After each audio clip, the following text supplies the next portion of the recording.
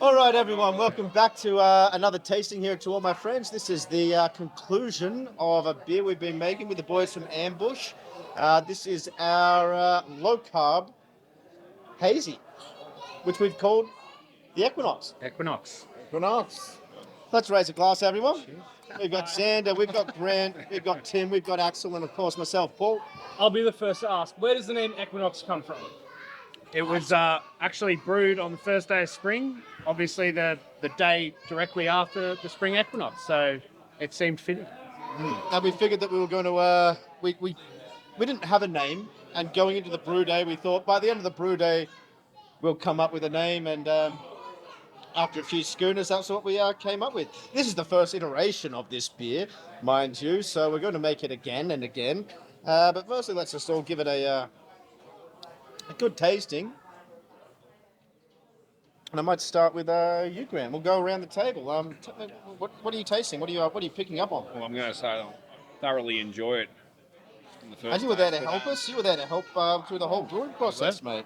So I get a lot of pine, sort of a front, sort of Almost straight resinous? up. Resinous, yeah. I would say resinous. I Actually, guess that would be the Centennial probably shining through. And we also use the Victoria as well. The Victoria is known for a bit of resin as well. So Really high alpha acids in the Victoria, which was used a small addition at the start of the boil. So that's where a lot of the bitterness is coming from. Yep. But also being low carb, the sugar's not competing with that as much. what's the first thing that sort of stands out to me when I'm drinking? And I've had a few of these this afternoon, I should say. I think this is about my third one. But it's dry and it's crisp. The yeast we use, which Axel... Brian 97, so that's a West Coast ale yeast. Fantastic yeast for the home brewer. I've used it many, many times. It has eaten up relatively all of the sugars here, so that's why we've kind of gone with that low carb naming, because it is the sugars that you'd normally find in a pale ale. They're just not there. It's crisp. There's no sort of phenolic. There's no of those esters that come out with like a US04 or 05. It's so bright and clean. You still get a little bit of that malt profile coming through, that sweetness. Bearing with the hops that we've used, I'm loving the beer. I'm going to pass it over to Xander. He might have a few. It's the first time he's tried it today. It is. Oh, look, all I'll say is with that dryness, it's clean and crisp and easy to drink, and there's not really anything in there sort of confusing you on what you're tasting. No sweetness in there to sort of hide the beer and the hops, so just straightforward at face value, it's absolutely delicious. Glad to hear it. Good job, boys. All right, to the brewers, what are we tasting? Oh, well, for I guess me, we're all the brewers, but what are we tasting, lads? so I'm getting a lot of the pine resin, and it's all experimental at the moment, which is great, and the yeast going way under what we're expecting. I think that was the biggest surprise for us, wasn't it? It's huge For us. I think for the people that know what this means, we got 92% attenuation on that yeast, which is pretty much unheard of. Unheard of. An accidental low carb. So what was the name of that yeast again? It was Brian 97. I've used it Brian many 97. times. Home brewers out there, Yeah. if you want attenuation, that is... It's a fantastic yeast, and generally, I think you will get a little bit of that esterification when it's not going so. I can't insane. pick up any of what I would usually isolate with USO5, which is that little bit of pepperiness, almost that little bit of spearmint, chlorophyll. Those what makes green plants green, that sort of minty, spicy flavor. I'm not picking up any of that in here. In fact, it's actually reminding me more of some of your European ales that are just bang, clean, crisp. Yeah. Hop forward, but not in the sense where we're using new age hops. We're using old flavors to come through, and I think this is what we've done here. I'm going to hand it over to Tim. What are you picking up on, mate?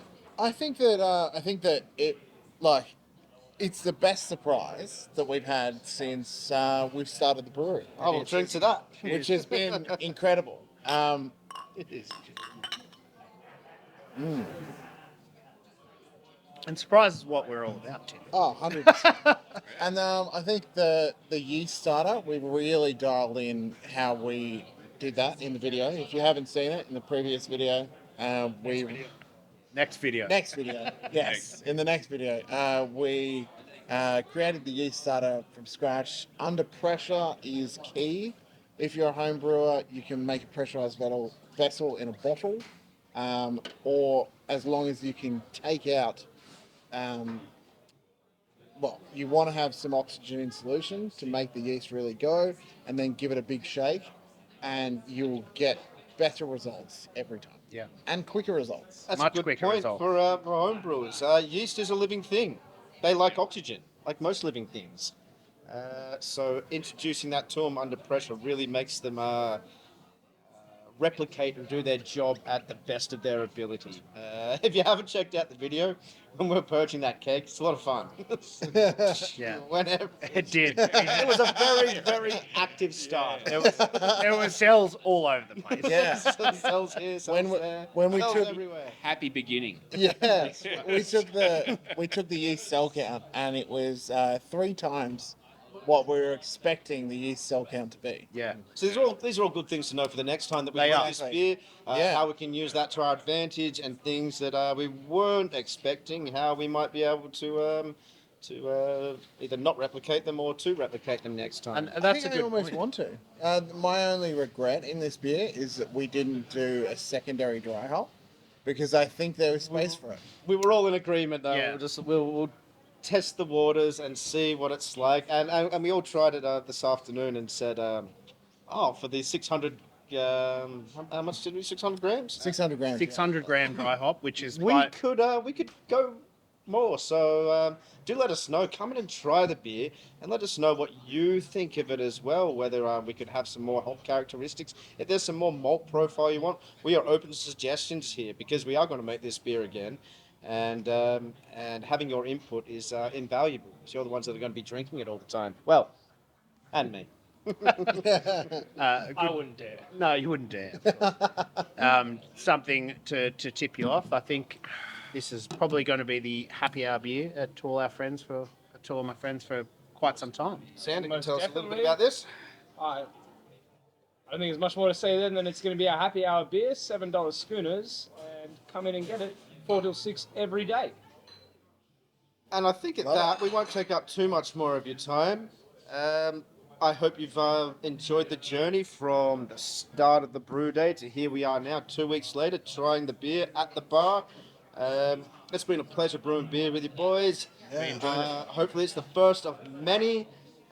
Grant, my friend, thank you for being my helping hand when no one else would, because Dan was on his anniversary. I get a day off every now and then. Hey, man. So that, to all my friends and to Ambush Brewing. Yeah. Thank you very much. The start of a beautiful friendship. There you go. It was so have good. It was so good. that It was so good. It was that good. See, I'm on to my second one now. That was only like a 10-minute video. Where did you get a second one? Who put that out for you? I came prepared. I'm pretty sure he stole it from me. He's got very I'm deep, pretty very deep sure he pockets. stole it from me. It's like a little white table. It is one I prepared earlier. All right, awesome.